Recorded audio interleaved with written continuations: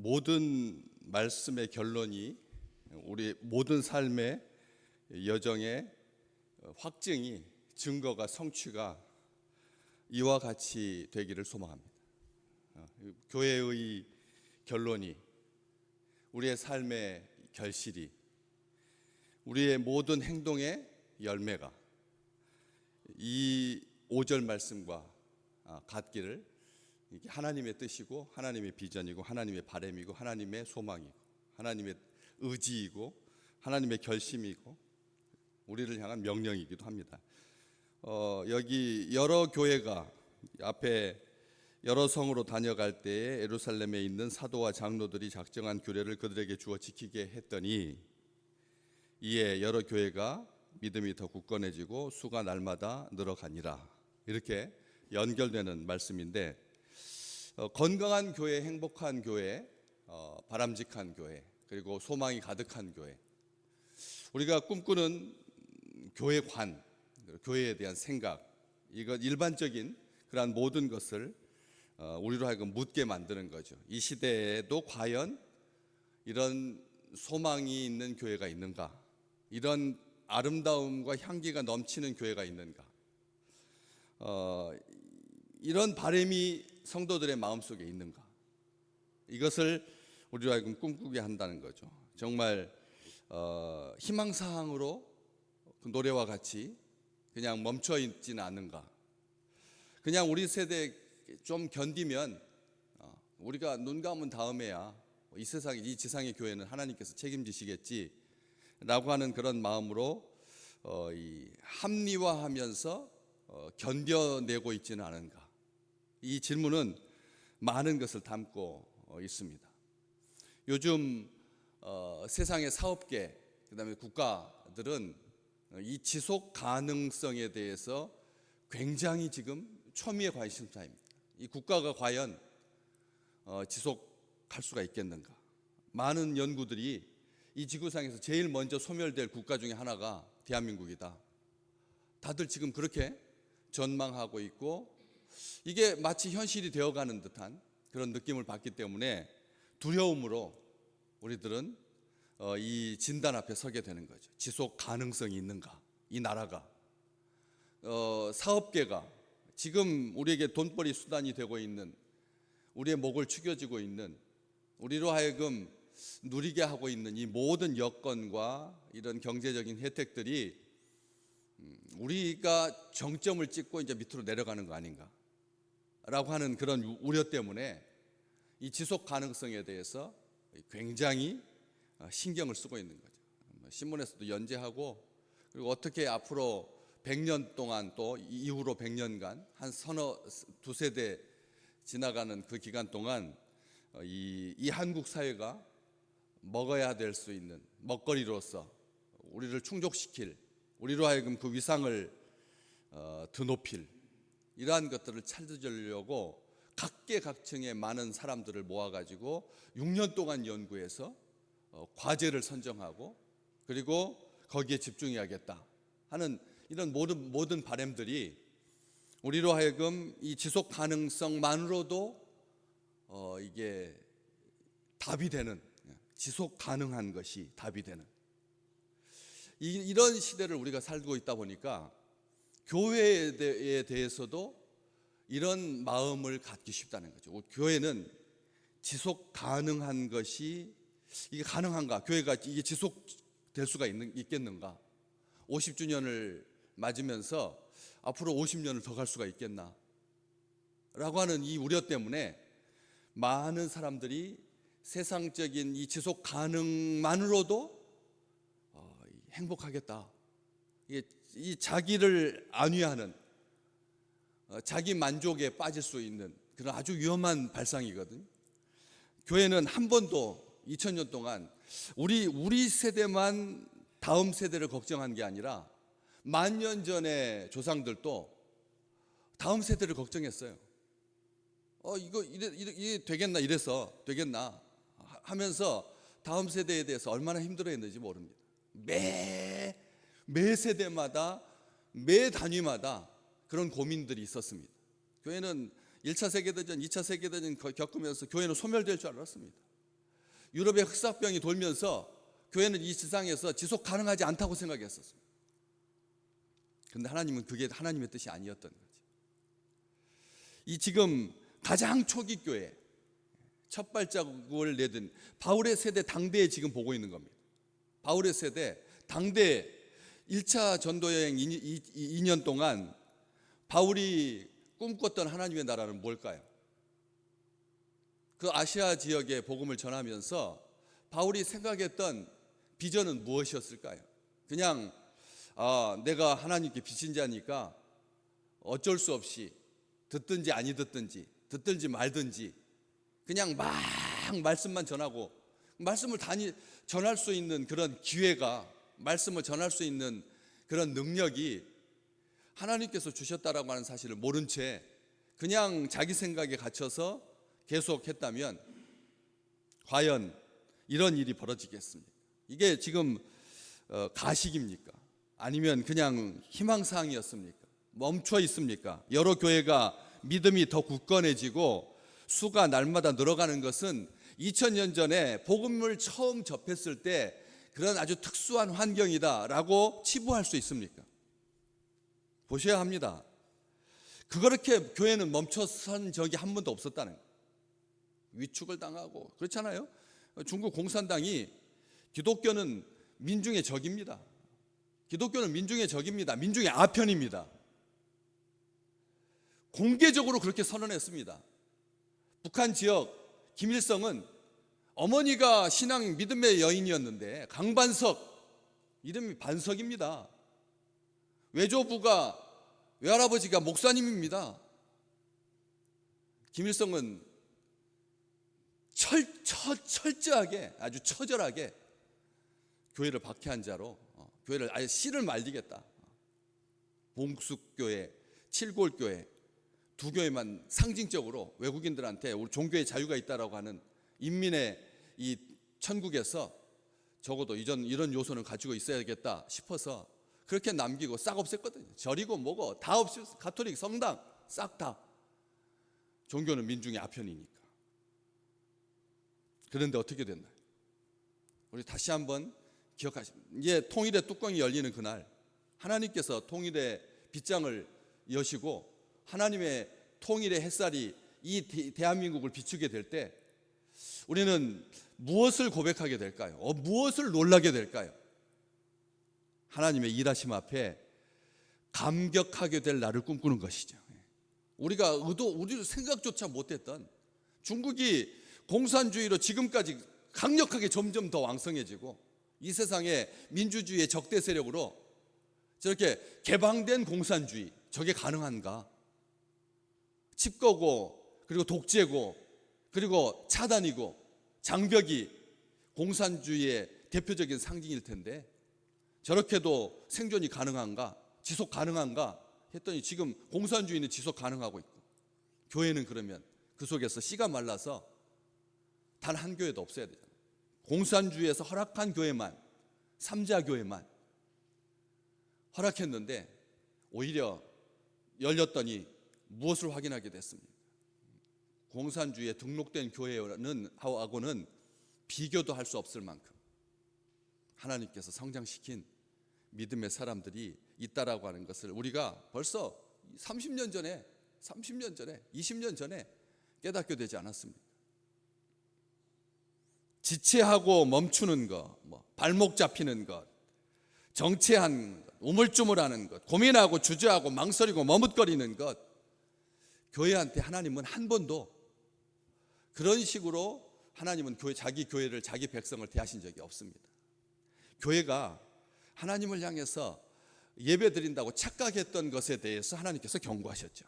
나는 너희들이 드리는 그 눈먼 흠 있는, 다시 말하면 하나님과의 온전한 관계를 원하신 것이지 교회를 없애버리고 이 지상의 교회는 다 무용지물이다, 한 번도 나한테 만족을 준 적이 없다 하시면서 교회를 향해서 적대감을 가지고 무너뜨리는 것이 그게 하나님의 뜻이 아니었다. 우리 주님 예루살렘 성전을 바라보면서 너희가 허물어라 라고 하는 것이 허무는 게 목적이 아니었던 거지. 내가 사흘 만에 다시 일으킬 거다. 우리 주님께서 말씀하셨습니다. 이 세상에 있는 모든 교회를 다 없애버려도 우리 주님께서 며칠 만에 다시 세우신다고요? 사흘 만에 일으키신다고. 자기 몸, 우리 주님의 교회는 주님의 몸이잖아요. 그런데 우리는 참 걱정이 많습니다. 우리는 참 생각도 많습니다.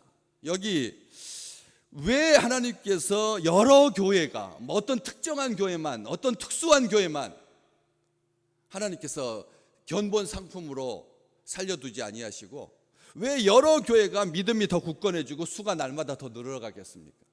특정한 교회만, 특별한 교회만, 목회 잘하는 교회만, 아주 세상의 시류 속에서 아주 줄타기를 잘해가지고 아주 능수능란하게 세태에 잘 대처하는 그런 교회만, 사람 많이 모이는데 아주 기가 막힌 달인이 되어가지고 홍보도 잘하고 막 해서, 그래서 우리는 무슨 생각을 하냐면 이게 양적 성장이냐 질적 성장이냐, 이런 생각을 갖기 쉽죠.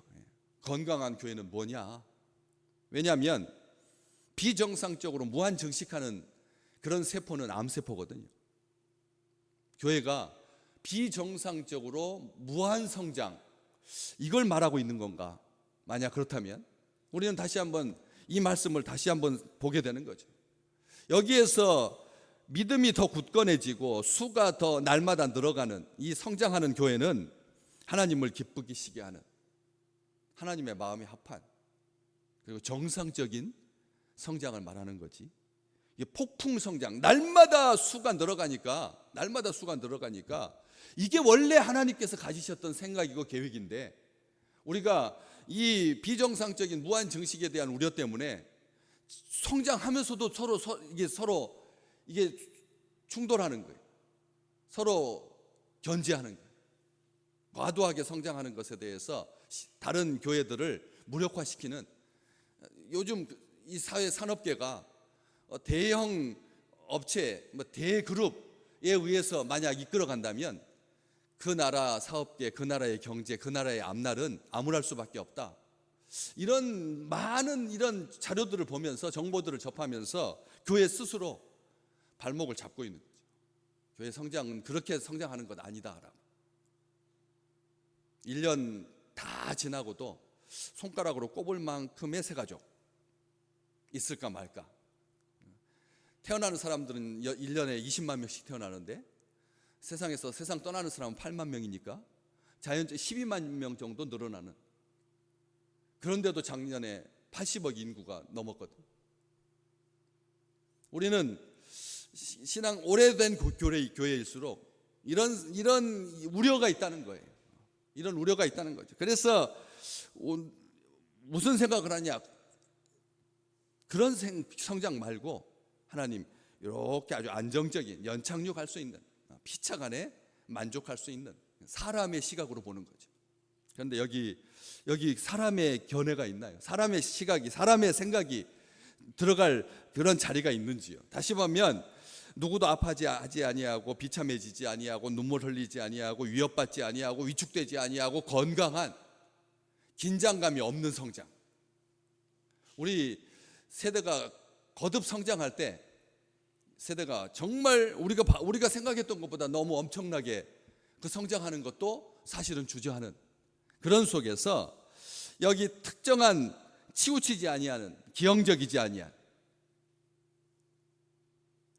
그런 쏠린 흉측한 그런 성장이 아니라, 하나님께서 해주시는 성장은 뭘로 앞에가 수식어가 꾸며져 있나요? 믿음이 더 굳건해지고, 믿음이 더 굳건해지고, 믿음이 더 굳건해져. 여기서 굳건해진다라고 하는 뜻이 우리가 생각하는 딱딱해진다, 견고해진다, 이런 말씀이 맞습니다. 이게 여기에서 출발하는 견고하게 하다, 견고한, 이게 능동태가 아니라 견고해진다, 견고하게 하다, 강하게 한다. 누가요? 사람이 그럴 수는 없는 거거든요. 사람이 교회를 견고하게 하고 사람이 강하게 할 수 있는 것이 아니에요. 여기 믿음이 더 굳건해진다라고 하는 말에서 이게 처음에 출발점이 견고하게 하다, 강하게 하다, 여기에서 출발한 단어가 믿음이 더 굳건해진다라는 표현인데, 성경에 딱 3번 나오는 성경에 딱 3번 나옵니다. 그 중에서 대표적인 것이 뭐냐면 사도행전 3장 앞쪽에서 보셨던 것처럼 베드로와 요한이 기도 시간에 성전에 올라가서 미문에서 나면서부터 걷지 못했던 그 사람을 주목하여 보고, 내게는 은과 금이 없지만, 우리에게는 은과 금이 없지만 우리에게 있는 게 있다. 뭐가 있습니까? 나사렛 예수 그리스도의 이름이 있다.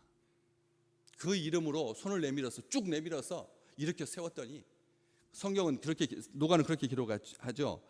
발과 발목이 곧 힘을 얻었다. 발과 발목이 곧 힘을 얻었다. 걷는 데만 필요한 근육을 하나님께서 활성화시켜 주신 것이 아니라 그것과 관련된 주변에 있는 모든 근육까지, 발과 발목까지 하나님께서 힘을 주셔서 견고하게 하셔서 굳세게 하셔서 강하게 하셔서 어떻게 됩니까? 걷기도 하고, 곧 힘을 얻고 걷기도 하고 뛰기도 하고, 더 중요한 것이 있습니다. 3번째 했던 것, 하나님을 찬송하니라. 하나님을 찬송하게 돼. 하나님을 찬송하게. 그래서 믿음이 더 견고해져서 요동치지 아니하고 흔들리지 아니하고 의심하지 아니하고, 자유와 평안과 삶의 기쁨이 넘치게 되고, 이게 믿음이 더 굳건해지는 건강한 성장인 거죠. 앞에 수식어가 없다면 무한 증식일 것입니다. 무한 성장일 것입니다. 그렇지만 주님 주시는 새 힘으로 은혜와 평강이 넘쳐서 이렇게 성장하는, 하나님께서 의도한, 하나님의 뜻 안에 있는, 하나님께서 보시기에 좋은, 하나님을 기쁘시게 하는, 하나님의 마음에 합한, 하나님을 신뢰함으로 하나님을 기쁘게 하시는, 하나님이 보시기에 좋은 성장. 그렇죠. 우리 육신은 성장하다가 16살, 17살 때부터 성장이 멈추지만, 하나님께서 교회에게 주신 은총은 날마다 수가 더 늘어가는 것이죠. 믿음이 더 굳건해지는 것, 더욱더 사랑하게 돼요. 요즘 자기 정체성을 드높이기 위해서, 고양하기 위해서 상대방을 비난함으로 말미암아 자기 위치를 확보하려고 하는 그런 아주 못된 버릇이, 이게 사람에게도 있고 정당에게도 있고 공동체에게도 있습니다. 상대방의 비판을 들춰내서 자기가 대통령 자리에 오르는, 우리가 봤거든요. 역사 속에서 다른 자기의 비전, 하나님께서 주신 그 사명으로, 하나님께서 주신 꿈과 계획으로 자기의 강점을 부각해서 미래를 바라보면서 건강하게 나가는 것이 아니라 남을 비난하고 비판하고 공격하고 반대하고 약점을 공격해서 자기의 목적을 이루려고 하는 이런 성장이 아니라는 거예요. 이런 성장이 아니라는 거예요. 내가 못 성장하면 너도 성장해서는 안 돼 라고 하는 아주 이건 사악한 생각을 가지고 발목을 잡는, 무너뜨리려고 하는, 그게 뭡니까? 죄가 문 앞에 엎드려져 있느니라. 죄죠. 악인 겁니다. 우리 이것을 다시 한번 이 말씀을 통해서 보는 거죠. 하나님께서 우리에게 주시는 성장은 하나님이 보시기에 좋은, 하나님이 보시기에 선한, 하나님이 보시기에 하나님의 마음에 합한, 우리를 위하신 성장, 하나님께서 우리에게 주신 이 놀라운 축복.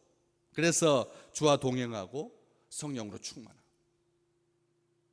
그래서 하나님께서 주신 이 아름다운 약속이, 이 귀한 사도행전 16장 5절 말씀이 우리 교회의 꿈이 되고 표대가 되어서, 그래서 전심전력하고 하나님께서 주신 은총으로 교회가 성장하는, 믿음이 더 굳건해지는 이 축복을 우리와 다음 세대가 충만하게 누리는 귀한 한국교회와 우리 교회가 되기를 간절히 소망합니다.